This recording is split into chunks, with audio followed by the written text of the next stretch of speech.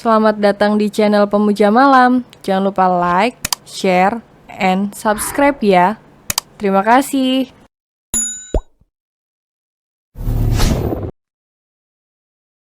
Episode 15, berjanji akan menjadi istri yang baik.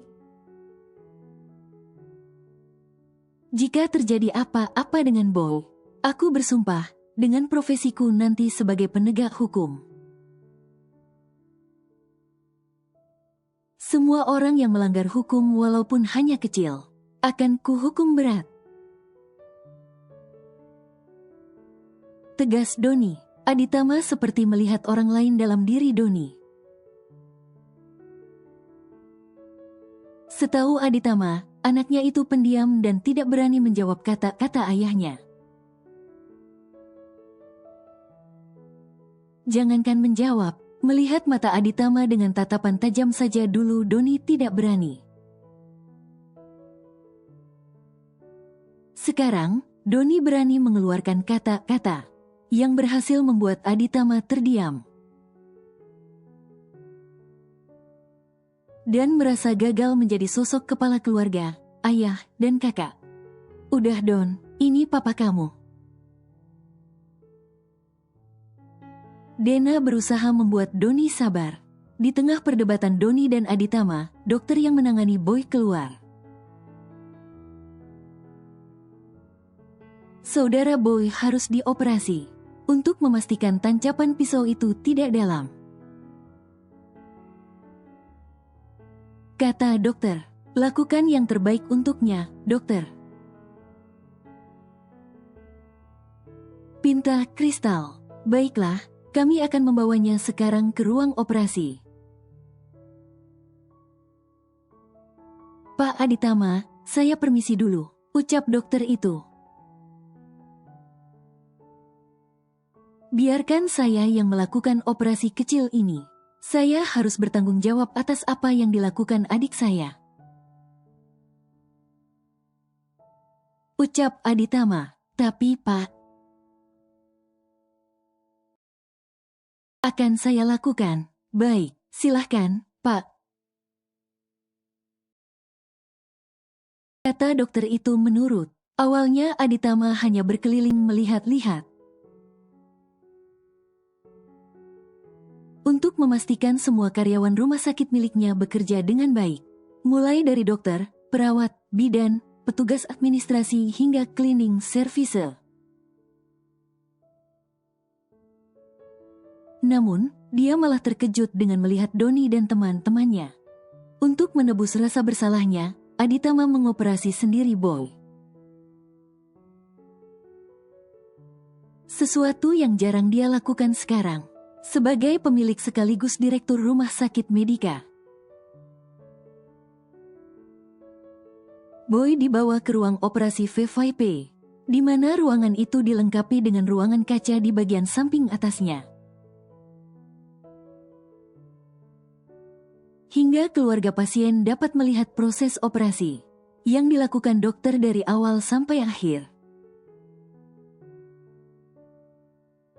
Kristal, Doni dan Dena duduk di ruangan itu, sambil melihat proses operasi yang dilakukan Aditama.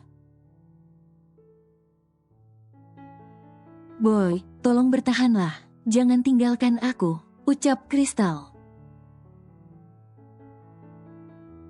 Setiap detik dia selalu berdoa pada Tuhan agar Boy bisa diselamatkan.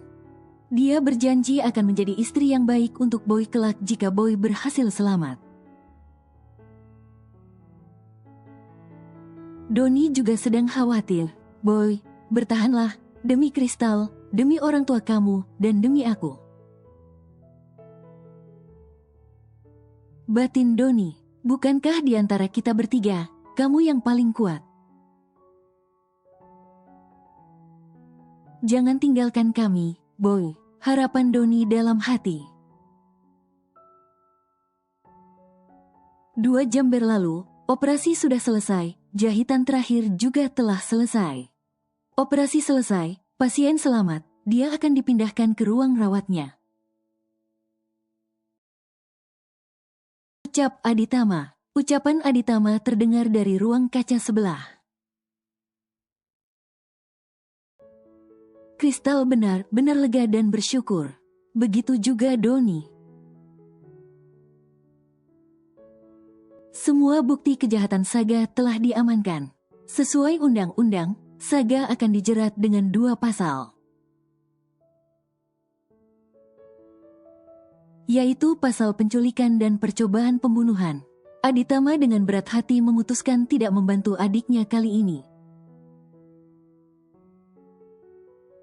Walau berat, demi menghukum Saga dan membuatnya berubah, Aditama merelakan Saga di penjara sesuai peraturan hukum. Aditama juga sudah memberitahu Bagas tentang apa yang terjadi pada Saga. Aditama menegaskan pada adik bungsunya itu, kalau mulai sekarang dia akan keras menghadapi mereka, sebagai kakak tertua dan pengganti orang tua mereka yang telah tiada. Aditama akan menghukum mereka kalau mereka bersalah. Bagas tampak takut dan kapok. Doni, Papa mau bicara. Kamu mau kan ikut Papa ke ruangan Papa? Ajak Aditama setelah dia keluar dari ruang rawat Bagas. Bagas memang masih di rumah sakit, akibat dipukul Boy tempo hari. Dena memberi kode agar Doni mau ikut ayahnya. Cepetan, ucap Dena pelan tapi masih bisa didengar oleh Doni. Iya, Pa, jawab Doni dengan malas. Doni mengikuti ayahnya pergi, sementara Dena masuk ke ruang rawat Boy. Di dalam juga ada Kristal. Sesampai di ruang direktur, Aditama duduk di sofa. Dia meminta Doni duduk juga. Doni, Saga pasti mendekam di penjara dalam waktu lama. Om kamu Bagas juga tidak bisa diandalkan. Anak Papa hanya satu. Apa yang harus Papa lakukan agar rumah sakit ini tidak tutup karena tidak ada pemimpinnya? Kata Aditama sebagai pengantar. Papa masih bisa memimpin rumah sakit. Umur Papa masih muda, masih 50 tahun, jawab Doni. Ada hal yang kamu dan mamamu tidak tahu. Papa akan memberitahu kamu. Asalkan kamu tetap merahasiakan semua dari mamamu. Apa itu? Papa terkena kanker perut stadium 3. Papa bohong kan? Sudah 3 tahun Papa terkena kanker perut. Papa rutin berobat tanpa sepengetahuan kalian.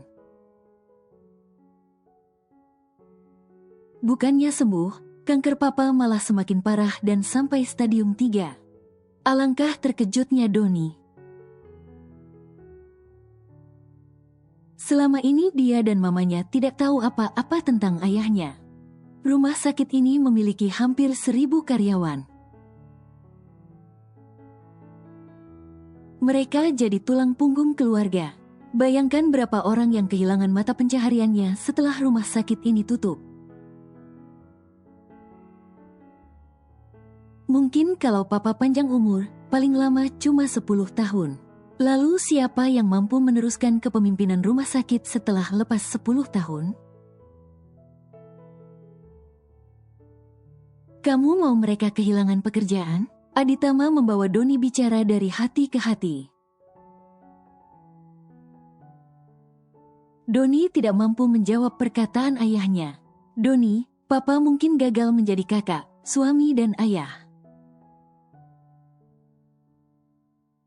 Tapi Papa tidak ingin jadi penyebab. Semua karyawan Papa kehilangan mata pencaharian mereka. Ini salah satu alasan Papa kekeh kamu masuk kedokteran. Negara kita tidak akan jatuh hanya karena satu orang pemuda mereka gagal menjadi penegak hukum. Tapi rumah sakit, dia memerlukan kamu. Lanjut Aditama lagi. Lalu papa mau aku melakukan apa? Sebentar lagi aku semester 7. Jawab Doni dengan mata yang berkaca-kaca. Ini belum terlambat, Doni. Kamu bisa mulai dari awal lagi. 4 tahun kuliah kedokteran dan 2 tahun kos. Insya Allah, papa bisa bertahan 6 tahun lagi. Itu pun kalau Tuhan mengizinkan. Kalau kamu tidak mau memenuhi keinginan papa, papa juga tidak bisa memaksa. Beri aku waktu untuk memikirkannya, Pa. Hanya itu yang bisa Doni jawab. Sekarang Doni tidak bisa menjanjikan apapun pada ayahnya. Papa akan menantikan kabar baik darimu. Maafkan papa, Doni. Papa menyesal membuat kamu dan mamamu kesepian. Mulai sekarang, papa akan selalu ada untuk kalian. Doni tidak menjawab, dia kemudian berdiri. Jaga kesehatan papa demi kami, kata Doni singkat. Dia pun keluar dari ruangan ayahnya. Setelah menutup pintu, Doni pun menangis dalam diam. Sebagai laki-laki, dia juga punya impian. Tapi takdir ingin dia tidak mengejar impiannya. Boy, Rian, dulu waktu SMP, kita bertiga bercita-cita ingin hadir di pengadilan bersama-sama. Dengan Boy yang menjadi hakim ketua di tengah. Aku menjadi hakim sisi kanan dan Rian menjadi hakim sisi kiri. Kita dengan tegas memerangi kejahatan. Impian itu kita bawa hingga kita kuliah. Apa yang harus kukatakan pada kalian berdua? Jika aku mundur dari cita-cita kita? Doni bingung dan bimbang. Papamu minta kamu berhenti kuliah hukum? Tanya Dena yang tiba-tiba datang. Kamu sudah lama di situ? Doni terkejut. Belum lama, tapi aku dengar semua ucapan kamu. Apa papamu minta kamu berhenti kuliah? Tanya Dena lagi. Ini bukan urusan kamu, akan ku atasi masalahku sendiri. Jawab Doni dingin. Aku mau ke ruang rawat Boy. Doni pun beranjak pergi. Aku ikut, kata Dena. Doni dan Dena masuk ke ruang rawat Boy. Dena yang tadi baru keluar, kini masuk lagi. Rian dan Jelita ternyata sudah tiba di rumah sakit, dan sekarang berada di ruang rawat Boy. Kristal juga masih di sana. Boy masih belum siuman. Bagaimana keadaan Boy, Kristal? Tanya Doni. Dia baik-baik saja. Setelah efek obat bius hilang, dia akan siuman. Jawab Kristal. Sekretaris Pak Aditama sudah bicara padaku. Kalau mereka membiarkan Saga di penjara kali ini, papamu juga tidak akan memberikan pengacara. Untuk membela Saga di pengadilan nanti, Saga akan diadili seadil-adilnya. Lanjut Kristal lagi. Syukurlah. Jawab Doni. Kamu kenapa lesu gitu, Don? Tanya Rian. Aku gak apa-apa kok. Jawab Doni bohong. Beneran. Tanya Rian lagi untuk memastikan. Iya, aku gak apa-apa. Tidak terasa, waktu malam telah tiba. Semua orang di ruang rawat Boy masih berjaga. Tidak ada satupun yang pulang sebelum Boy siuman. Kristal duduk di samping Boy dan tidak beranjak sejak tadi. Doni, Rian, Dena dan Jelita duduk di sofa. Kalau kalian mau pulang, silahkan pulang. Aku bisa sendiri jaga Boy di sini, kata Kristal. Kami akan di sini sampai Boy siuman. Kristal, kami bertiga sudah lama bersahabat. Dulu waktu aku operasi usus buntu saat SMA, Boy juga menunggui aku sampai siuman. Jawab Doni. Boy juga melakukan hal yang sama waktu aku tabrakan di semester 2. Boy menunggui aku sampai siuman setelah operasi pemasangan pen di kakiku. Waktu operasi pelepasan pen setahun yang lalu dia juga menungguiku. Jawab Rian. Beruntung sekali Boy punya sahabat seperti kalian. Terima kasih banyak. Ucap Kristal. Tidak perlu berterima kasih. Sudah seharusnya kami di sini, menemani kamu menjaga Boy. Lagian kami juga tidak sibuk. Jawab Doni lagi. Jelita, kalau kamu mau pulang, pulang saja. Ucap Kristal. Saya di sini saja Nona, di rumah juga tidak ada siapa-siapa. Saya masih bisa memantau pekerjaan saya lewat ponsel. Jawab Jelita. Sebenarnya Jelita tidak enak meninggalkan Kristal sendirian menjaga Boy. Walaupun ada Doni dan Rian di sini. Apalagi, Boy tertusuk setelah berusaha menyelamatkan dirinya dari penculikan. Jelita cukup tahu diri untuk balas budi. Oh ya, kalian mau makan apa? Biar aku beli di luar. Dari tadi kalian belum makan, tawar Dena. Aku tidak lapar, tolak Kristal. Sama, masih kenyang, jawab Doni dan Rian bersamaan. Masa sih, setauku, sejak pagi kalian belum makan, kata Dena lagi. Apa kalian kelaparan akan membuatku sembuh? Sahut Boy. Semua orang terkejut. Boy ikut menyahut. Boy, kamu sudah siuman? Kristal senang bukan main. Boy, Doni dan Rian berdiri menghampiri Boy yang baru saja siuman. Kalian, apa tidak makan seharian akan membuat aku sembuh? Tidak kan, yang ada, kalian pingsan, dan akhirnya tidak bisa menjagaku. Sahut Boy lagi, makan sana, aku baik-baik saja. Perintah Boy, bagaimana aku bisa makan, kamu di sini belum sembuh?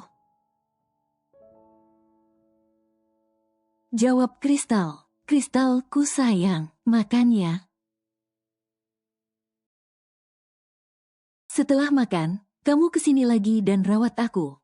Jelita, bawa pimpinan kamu makan, nanti dia pingsan. Titah Boy, baik, Tuan Muda Boy. Sekali lagi terima kasih karena sudah menyelamatkan saya. Ayo Nona, kita keluar sebentar makan, nanti kita kesini lagi. Ajak Jelita, sayang, sana pergi makan sama Jelita, nanti kesini lagi. Kalian bertiga juga harus makan. Titah Boy pada Doni, Rian, dan Dena. Sepertinya Boy sudah sembuh, karena mulutnya sudah bisa bawel seperti biasa. Kalau Boy sudah meminta mereka makan, maka mereka harus menuruti keinginan Boy. Jika tidak, mulut Boy tidak akan berhenti bawel. Terpaksa mereka bertiga keluar sama-sama sesuai perintah Boy. Sebelum mereka keluar mencari makanan, dokter diminta datang untuk memeriksa keadaan Boy yang baru siuman. Alhamdulillah, pemeriksaan Boy hasilnya bagus semua. Jadi, mereka bisa keluar mencari makanan dengan tenang. Ditinggal sendirian, Boy menelepon orang tuanya. Untunglah Kristal belum sempat mengabari Bram dan Nadia perihal Boy yang ditusuk Saga. Jadi, Boy memberitahu orang tuanya kalau dia bermalam di tempat Rian malam ini. Karena tugas kuliah sedang menumpuk, ternyata Kristal, Doni, Rian, Dena, dan Jelita makan di kantin rumah sakit.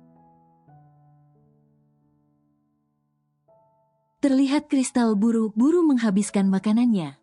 Doni dan yang lainnya pun geleng-geleng kepala melihat makanan Kristal duluan habis. Aku duluan, ucap Kristal pada semuanya. Kristal lagi langsung bergegas ke ruang rawat Boy lagi. Apa Kristal makan serakus itu? Tanya Rian pada Jelita. Nona Kristal tidak pernah rakus begitu saat makan. Ini pasti, karena dia ingin cepat-cepat menjaga tuan muda Boy. Jawab Jelita. Jelita, kamu sudah berapa lama bekerja di Winner Group? Tanya Dena. Sudah 7 tahun, jawab Jelita.